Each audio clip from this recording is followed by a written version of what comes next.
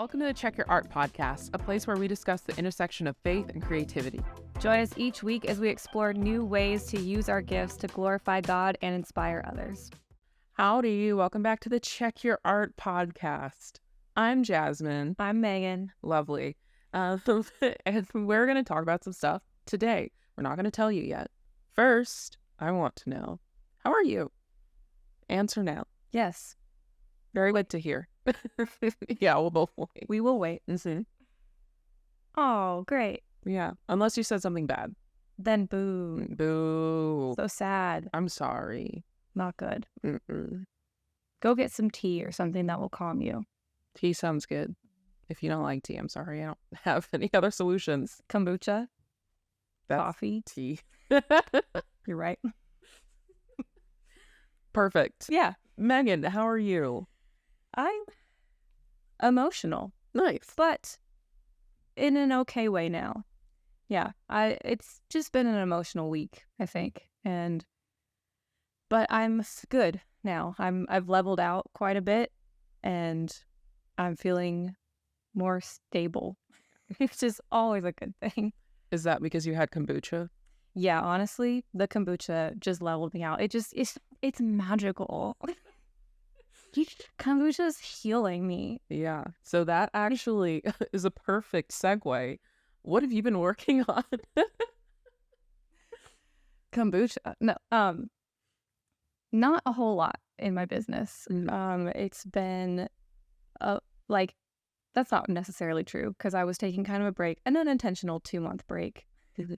But now I have like a plan for doing a little intro post on social media, be like, hey, I'm still here. I have not disappeared off the face of the earth, and this is what I've been up to lately. And not that I feel like I need to, just because I kind of want to kind of do a little reset of, why I dropped off for so long.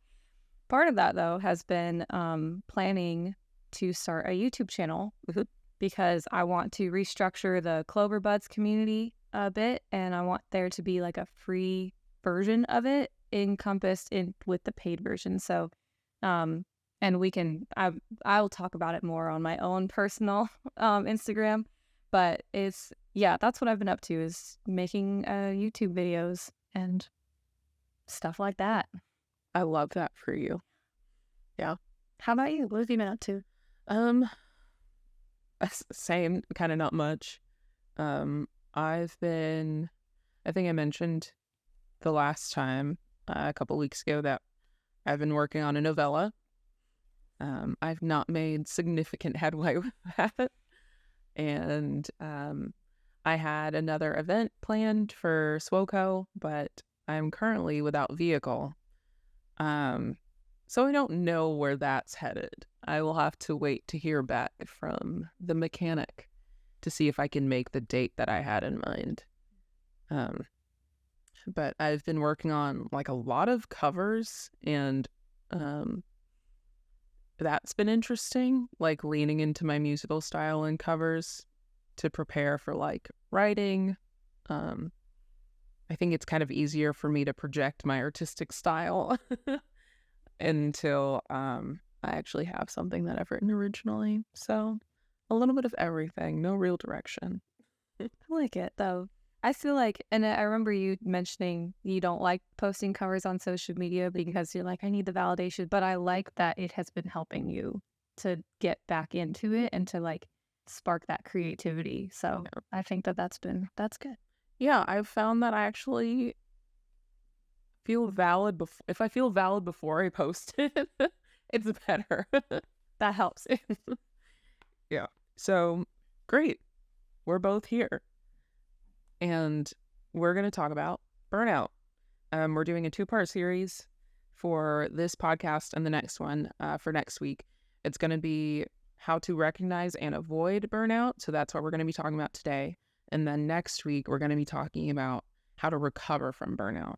So kind of a 2-part strategy because it's a place we've both been in and will probably be in again.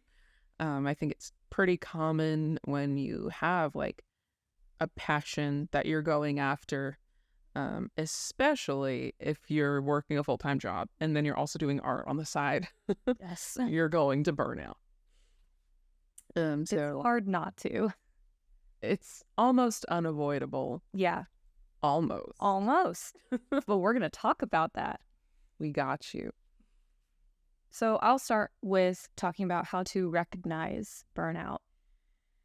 This is something that we're both really passionate about and just have, like Jasmine said, experienced a lot. So I'm just going to go right into it. So I think if you do a mind and body check, it will really help kind of show you what your body is telling you before maybe it's even gotten to the connection in your mind yet.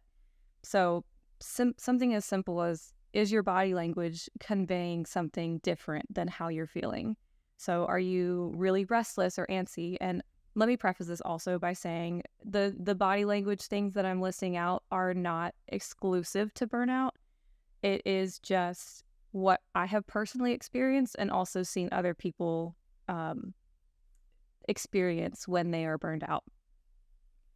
So if you notice yourself spacing out a lot, that could be a sign of burnout, or maybe disconnecting from conversations. You're just thinking about maybe your business or your next creative endeavor or an art commission that you haven't started on yet. If you're just thinking about that constantly in the middle of conversations of like social gatherings, that's definitely a sign of you starting to get burned out. If you are kind of crossing your arms and a little bit just like that, also kind of shows a disconnect sometimes, not always. And I think, yeah, our bodies are really funny and how they like tell us how we're feeling before we recognize it. And so if you start noticing like you even like slouching, maybe you're not feeling very confident about something, or you're insecure about something, or just unsure or anxious. I do that a lot because I get anxious a lot. So again, these could be signs of burnout, not always. And I just want you to kind of recognize that most of the time when you're feeling burned out, your body is going to be the first thing to feel that. Whether, because a lot of times, at least for me, I will be like, oh, I'm fine, I'm okay. I just tell myself that I'm okay, and I'm lying to myself. But my body's like, no, please, help me. I need it. So I think that is just not allowing yourself to rest is also a big part, which we will get into as well. And but that's kind of my take on recognizing burnout. Did you have anything you wanted to add? Yeah, I think I will never know I'm burnt out until my body tells me. I think mentally it just kind of goes over my head. I'm like, ugh, things are really hard right now. Well, back to what I was doing. But definitely if I start to notice I am like fatigued, if I can't concentrate, if I just don't feel rested, if I'm starting to get headaches or stomach aches, I'm like, what is wrong? And it's usually that I'm working too much and neglecting something else. And so I think that's a big part of recognizing it, instead of like band-aiding everything with, oh, I'll just take a melatonin. Oh, I'll just take a Tylenol. Oh, I'll just take like a Pepto-Bismol or whatever. Combat the actual disease instead of just fighting the symptoms. Get to the root. Exactly. And so that leads perfectly into avoiding burnout. This is my favorite because I'm really good at avoiding things. So I think I start to prioritize the Sabbath when I think about avoiding burnout. Because for me, I won't do anything for myself, but if God tells me I have to, then I'll do it. So I have a couple of verses that kind of tie into avoiding burnout. The first one is Genesis 2:1-3, and that just emphasizes the importance of rest. And so in Genesis, this is like the creation story is coming to a close, and we get to Genesis 2, which opens on the seventh day. But it says, by the seventh day, God had finished the work he had been doing. So on the seventh day, he rested from all his work. Then God blessed the seventh day and made it holy because on it he rested from all the work of creating that he had done. There are two things about this particular verse that sit with me. The first one is that in all the previous verses of creation, it ends with God calling it good or very good. This does not do that. So it implies that there is a continuing rest because there is not that bookend. And so it emphasizes to me how important rest is. If God is doing it, that's for me too. Being created in the image and likeness of God means that I can learn from his character. And if his character is continual rest, then that means it's very important and I need to be seeking it. It also echoes the seventh day 3 times, and 3 being like a holy number of completion is really important because that does not happen in the previous chapter. And so we're talking about the seventh day being holy, and that is emphasized here as well. So for me, first off, I just need that biblical grounds to rest. Like God pointed to it. He was like, rest good, Sabbath now. So for me, that is the first step in avoiding it, to prioritize it because God prioritizes it. I think as far as avoidance, recognizing it, knowing is half the battle. Yeah. So we have that. And then more practical steps is what I want to talk about as far as avoidance. But before that, did you have anything that you wanted to talk about? I just love how you interpreted that it's an ongoing rest. I've never thought about that before, really. Because at first I was like, wait, is that going to mean that he doesn't think it's very good because he didn't say it? But that's not true. He rests. He still does it. Yeah. And we do that, and he tells us the importance, like you said, of the Sabbath. So I think that's a really beautiful way of interpreting it, and I think that it is biblical. It doesn't go against what other scripture says. So it was just, I liked it. Thank you. I stole it from a sermon. Shocking. Not another Christian. No way. Well, this is great because I'm about to say, if you want to learn about rest, The Rest of God by Mark Buchanan changed my life completely. And most of what I'm going to say is from that book because I read it 2 years ago and I still think about it constantly. I haven't reread it at all. I just come back to it over and over because it's one of the things that when I started in ministry, because I'm constantly in ministry and it is creative for me because I do worship, there is a tendency to make my work my hobby and kind of meld those things together. And so I am big on avoiding any issues. So first of all, I want to talk about what it looks like on a micro scale and then a macro scale. And I think a good way to illustrate that is that there are Sabbath days. So one day during the week, you intentionally rest. Put it in your schedule and do it. And when I say intentionally rest, I don't mean just going to sleep or watching TV or laying around. And doing chores, spoiler alert, does not count as rest. So I mean sitting down and being like, God, what do I need? And in the next episode, we're going to talk about taking inventory.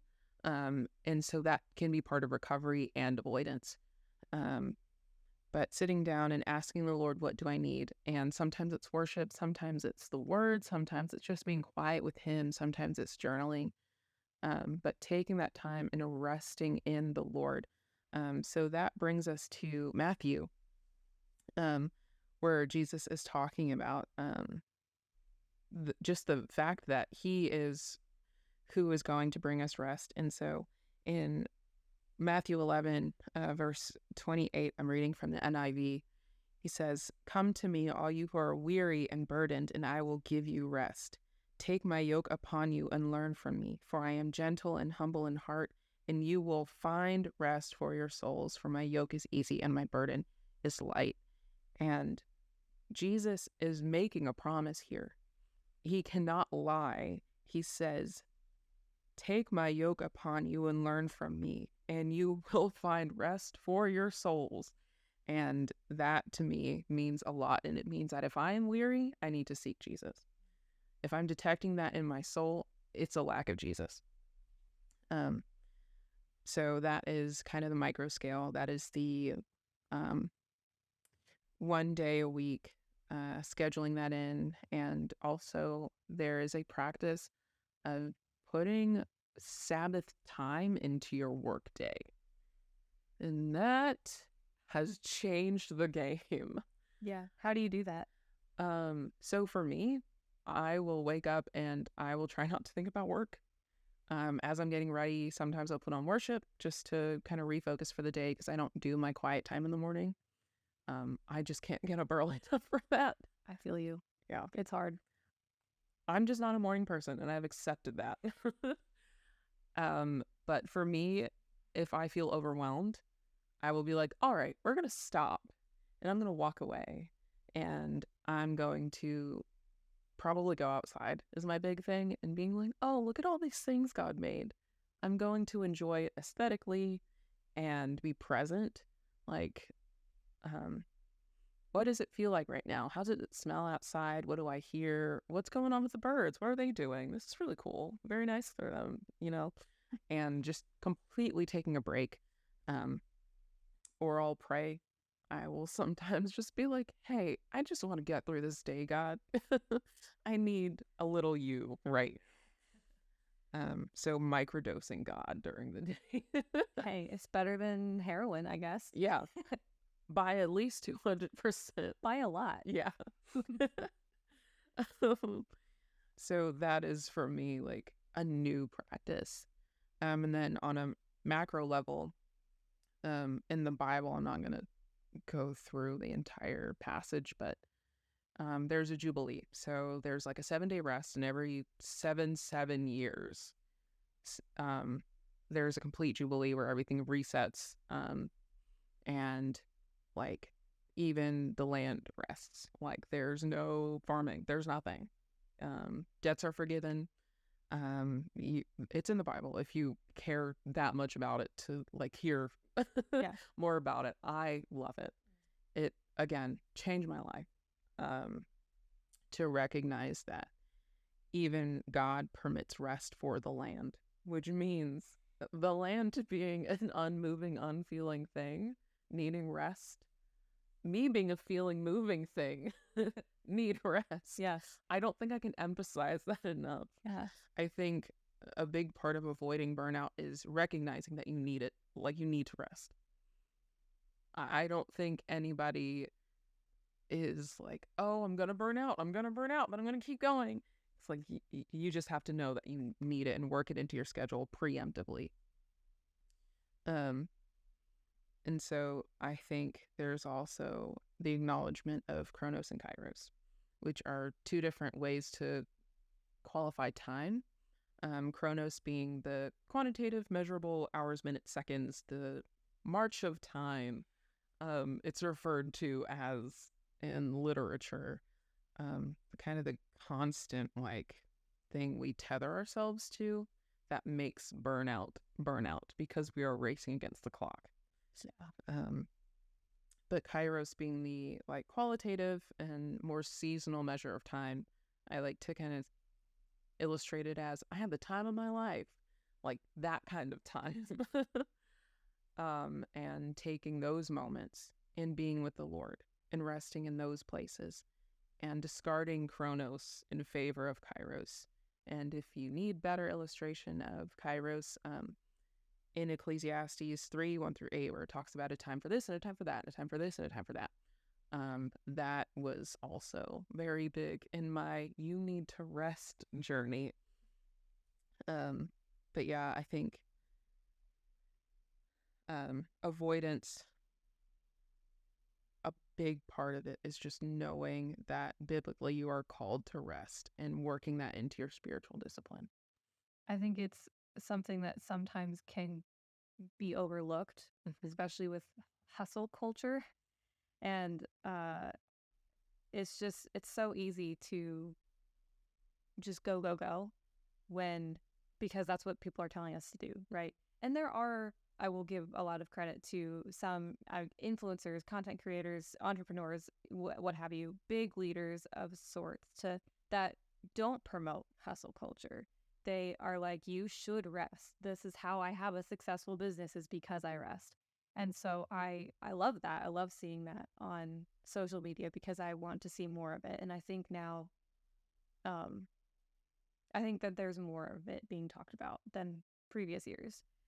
So I'm just echoing that it is so important, and it's so easy to get wrapped up in the go and the nonstop. But there will be a point where you can't go anymore. So I think it's important to try to take steps to prevent that, like what we're trying to give tips on here. Yeah, I think kind of my favorite thing that I've learned and had people tell me is if you don't rest, your body's going to make you. Yeah. Sorry. You are not going to be able to fight it forever. And so there's like a couple practical things we have listed just as we close this episode. We are both really into mindfulness, and I think it probably has something to do with the fact that we both have anxiety. Maybe. Hi, DK. But I have a couple exercises I want to share, and then you have one as well. I'll let you go first because I've been talking for a long time. You're good. I've loved it. I've enjoyed it. But yeah, I really like the 5 senses exercise, which is very broad, but basically depending on where you are in your setting, if you're at work or if you're at night, you can't sleep, you name 5 things. Let's say you're at work, 5 things you can see. Lots of things you can see. 4 things you can hear, whether it's like the typing or like the work happening around you. 3 things you can maybe smell. And it can be air. One of them can be air. That counts. The point is to not overthink it. It's just to kind of just list the basic things that are happening around you. 2 things you can taste. 1 thing you can touch. Just examples, you don't have to follow that to a T. You can swap it out with, like, if you're at night and if you're trying to go to sleep, you can probably feel a lot more things than you can see. So maybe 5 things you could feel, like the blankets, your heartbeat, the way the pillow feels on your neck. And then, 4 things you can hear, 3 things you can taste, and so on. So I really like that exercise because even though it doesn't solve all my problems, it grounds me to be like, okay, I'm here and I am okay. I am physically okay, and even if physically I am not okay, I will get through this. And just being able to kind of be in tune with the environment around me helps a lot more than just being in my head and thinking and constantly overthinking and all the things that we've probably experienced a lot. Yeah. I think, and practicing that in like less intense situations helps when you kind of get to a really intense situation where you're like, oh, I know how to ground myself. So 2 things that I have been doing for years. One is called the physiological sigh, or double nose breathing. And I'm going to describe that one because there's also box breathing, which is really helpful. But for me, I can't count when I'm anxious. Like a big part of that is hold it in for a count of this. I can't. I have to focus on the one thing because I think I experience very like high spikes of anxiety and I get like tunnel vision. And so for me, the double nose breathing has been really helpful to like slow heart rate. And it eases stress by tricking your nervous system. So that is going to be like a nice, normal, deep breath. And then you do like one quick one. It's like, and then you breathe out slowly through your nose, and you do that like 10 times, and it works like a charm. And then I can think and assess what I need to do next. And I've learned to just stop if I feel like I'm freaking out and be like, okay, girl, breathe. No one's noticing that you're having anxiety, and they're not going to notice that you're breathing different. So those are two things we know right now. The second one is more kind of winding down. This is stuff that I do like in private or before something nerve-wracking. Two exercises that I learned in therapy. One is blowing out candles. So like these are technically like mental mindfulness exercises. So like closing your eyes and envisioning like a room full of candles. I usually try to stick to like 10, but like At the minimum. yeah, a minimum 10 candles in my imaginary room. But seeing those candles in your mind and breathing in and breathing out slowly through your mouth and blowing out one candle at a time. And it keeps you focused on your imagination, and it slows your breathing. The second one that I don't know why this one, I just love it, is envisioning a leaf falling from a tree. And so if I feel like I need a lot of time to calm down, I will imagine a very big tree.